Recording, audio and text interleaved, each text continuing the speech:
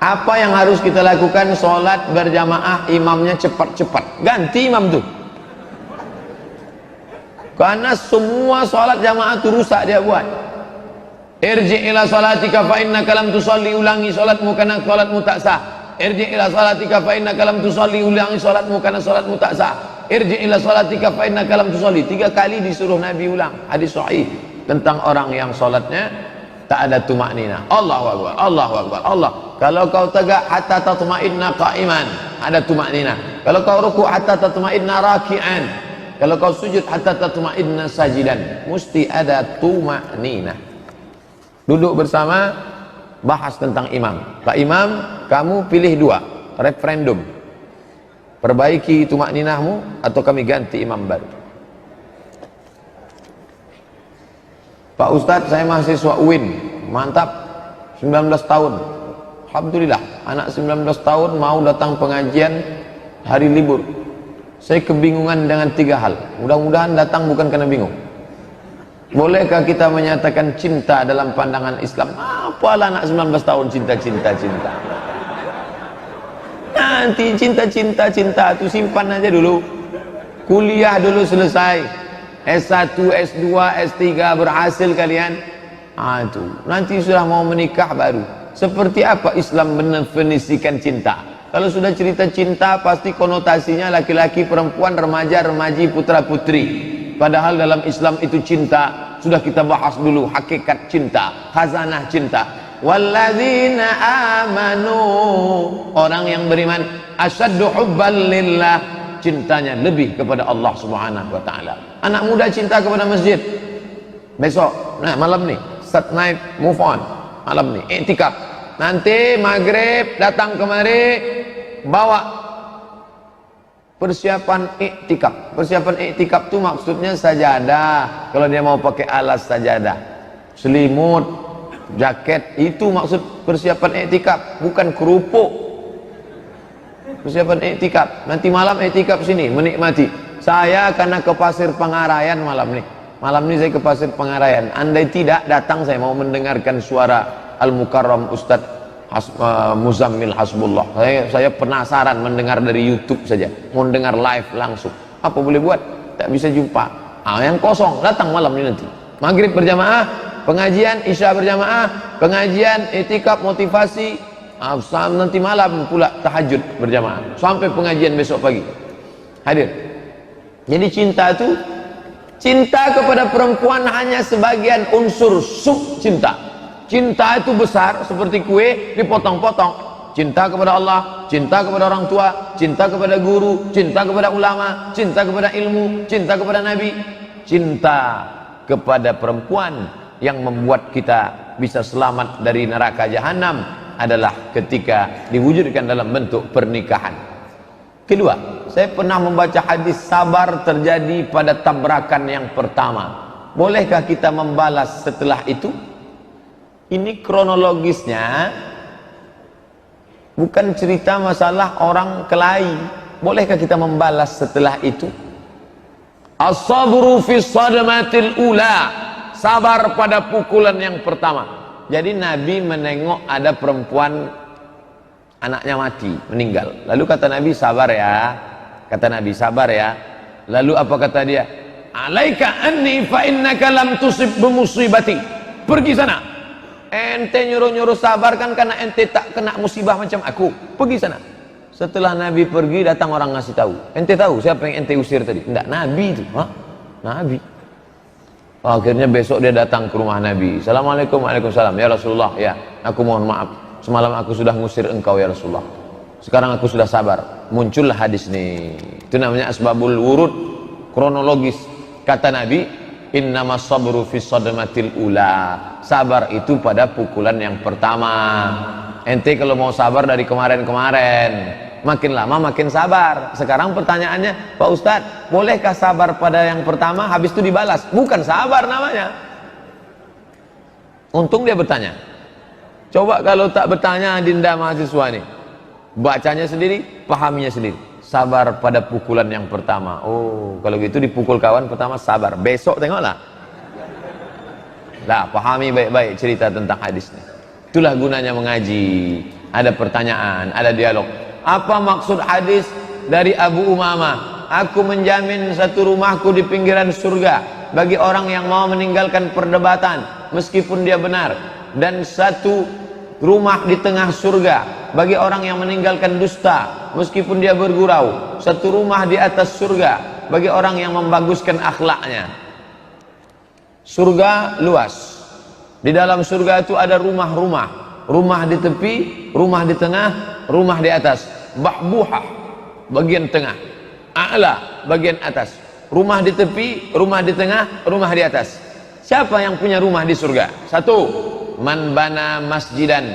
Siapa yang membangun masjid, banallah baitan mislahu fil jannah. Dibangunkan Allah satu rumah di surga. Kita tak bisa bangun masjid. Jangankan bangun masjid, bangun rumah kita pun tak bisa.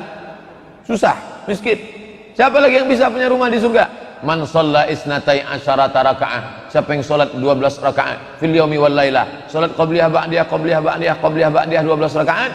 Bunya lahu bihinna baitun fil jannah. Dibangunkan untuknya satu rumah dalam surga. 2 rakaat sebelum subuh, 4 rakaat sebelum zuhur, 2 rakaat setelah maghrib, 2 rakaat setelah isya, 2 rakaat setelah zuhur, 2 rakaat sebelum subuh, 4 rakaat sebelum zuhur, 2 rakaat setelah zuhur, 2 rakaat setelah maghrib, 2 rakaat setelah isya. Dibangunkan satu rumah dalam surga. Ada lagi 3. Siapa dia? Man tarakal. Siapa yang meninggalkan mira' jidal. Siapa yang meninggalkan jidal, berdebat, tak mau dia berdebat, maka dibangunkan Allah dia satu surga, satu rumah di dalam surga. Yang satu lagi, man tarakal kadhib. Siapa yang meninggalkan dusta, walaupun bercanda, bergurau, demi untuk supaya orang ketawa, dibuatnya cerita-cerita dusta, bohong, ditinggalkannya itu. Dibangunkan Allah satu rumah di tengah surga. Yang ketiga, siapa yang itu? Kata Nabi SAW, man ahsana khuluqahu. Siapa yang memperbaiki adabnya, akhlaknya. Yang meninggalkan debat, rumah di pinggir surga. Yang meninggalkan dusta, rumah di tengah surga. Yang memperbaiki akhlaknya, rumah di atas tinggi surga. Kalau gitu saya biarlah tak punya rumah Pak Ustadz, asal masuk surga. Bukan begitu memahami hadis ini. Kita selalu disuruh wa fi dzalika falyatanafasil mutanafisun.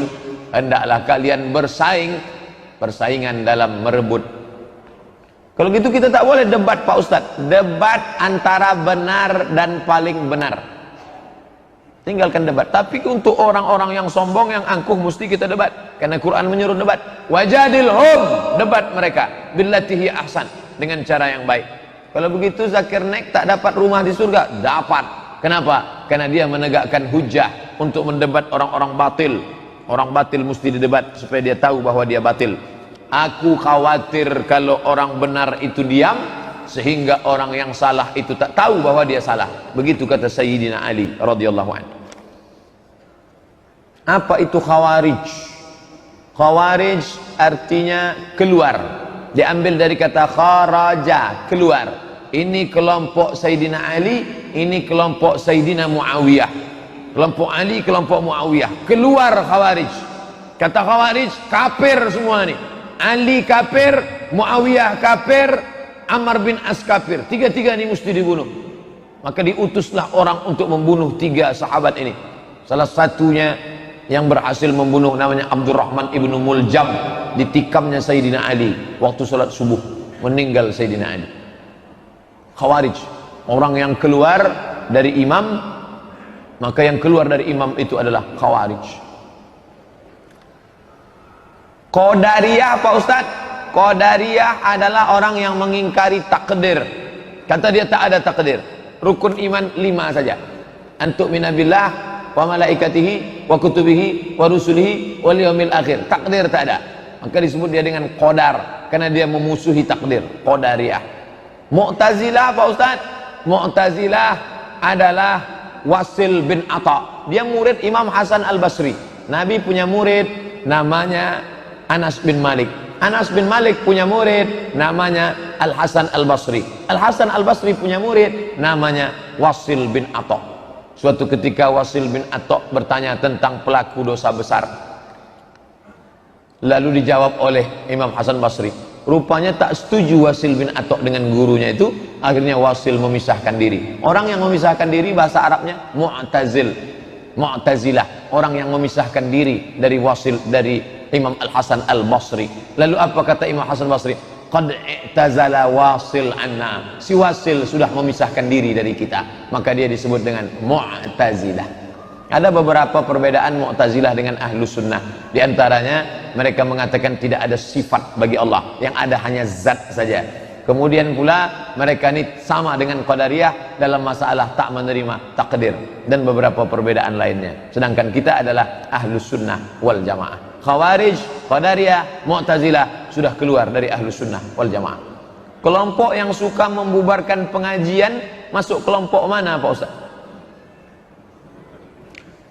Kalau bertanya sama saya jangan pakai sindir-sindir, tanya langsung. Mana yang dimaksud? Apakah yang ditanyanya Salafi? Apakah yang ditanyanya Banser? Banser itu adalah sub daripada NU. NU itu di dalamnya ada namanya Fatayat, untuk yang gadis-gadis, pelajar-pelajar. Untuk yang ibu-ibunya Muslimat, Fatayat NU, Muslimat NU. Ada namanya LBM, Lembaga Bahsul Masail, khusus untuk mengkaji hukum-hukum fikih. Ada namanya Banser, Banser Ansor. Itu dulu baik, cuman setelah disusupi oleh liberal, makanya anak-anak NU yang selalu saya nanya ke saya, Ustadz kami ini NU, ente NU ya, ikuti fatwa 3 ulama NU, Ustadz Kiai Haji Idrus Ramli, Buya Yahya, Kiai Haji Gus Solah masuk. Yang dulu Kiai Hasim Muzadi.